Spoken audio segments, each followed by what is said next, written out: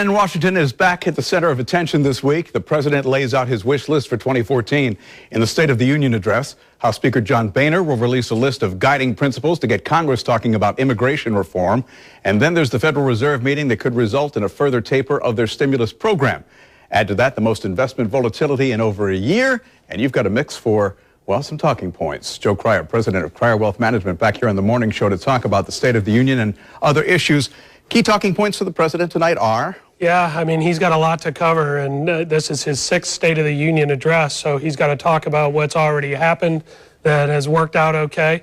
And as you reported a little bit earlier, he's got a lot of economic initiatives that he wants to try to push through in the next 12 months. Okay, you've got the Affordable Care Act, you've got the foreign affairs agenda, and the economic issues. What financial issues do you think will be front and center stage? We know he's going to ask to raise the federal minimum wage for federal workers to $10.10 an hour. Yeah, he's getting some headlines with that, but really the big issue here is how much is the overall economy growing? And there is a wage inequality starting to emerge in the country here, and it's a pretty big problem. In addition to minimum wage, they've got to try to extend unemployment benefits again and hopefully carry people through to the point where we've got an economy that's robust enough so people are just getting jobs left and right. We're not quite there yet, so he's got to sort of foster some optimism here and get people through the next 12 months. So the president lays out his agenda, and in some cases, he may circumvent Congress. What do you think the Republican response is going to be tonight? Yeah, they've been a fly in the ointment because they didn't agree with his policy initiatives in the first place. So, he is pulling executive orders to try to do an end around the Republicans on this. And some of that may work, but there's only so much he can do. He's going to have to reach across the aisle, and that's part of John Boehner's principles that they're putting out for immigration reform. This was a major initiative that they've really gotten nowhere on over the last 6 years.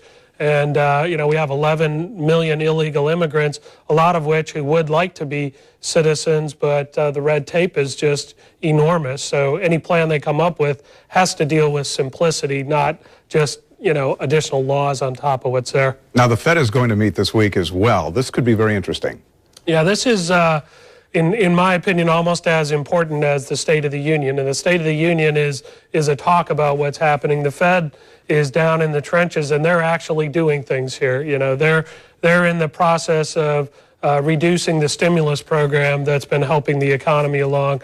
And we also have Ben Bernanke, who's going to sort of sail off into the sunset as of Friday. So we have a new regime, if you will, in place. And Wall Street and Main Street are just kind of holding their breath, saying, hey, how's this going to go? Is this going to change the dynamics? Are they going to be more abrasive, less communicative? We just don't know, and uncertainty is the enemy of Wall Street. And some uncertainty when it comes to the stock market, too, but that has nothing to do with domestic issues.